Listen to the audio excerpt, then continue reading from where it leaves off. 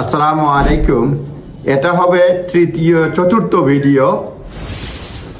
British nationality কিভাবে acquire করতে হয়, রেজিস্ট্রেশন করতে হয় সেটা বলবো।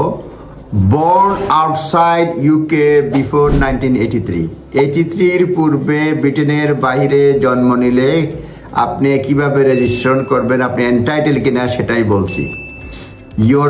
যদি দেখা যায় your mother was a British citizen rather than your father, mother যদি হন এবং অথবা ফাদার যদি হন কিন্তু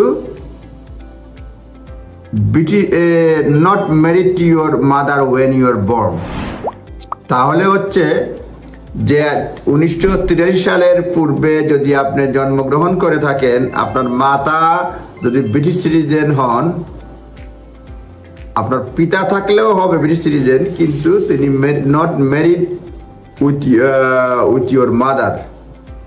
ইন আইদার কেস ফাদার কিংবা মাদার ব্রিটিশ সিটিজেন হতে হবে, কলোনি অথবা ইউনাইটেড কিংডম অথবা colonies, and must have been born or adopted in the UK, given citizenship, own right পাইছেন অথবা ক্রাউন সার্ভিসে কাজ করলে সিটিজেনশিপ পাইছেন, তাহলে রেজিস্ট্রেশন করতে পারবেন। 83 সালের পূর্বে কেউ যদি 83 পূর্বে মাদার অ্যাপ্লাইড, মাদার যদি থাকেন ব্রিটিশ সিটিজেন, ফাদার সিটিজেন থাকলে হবে কিন্তু মাদার সঙ্গে বিবাহিত হলে হবে না।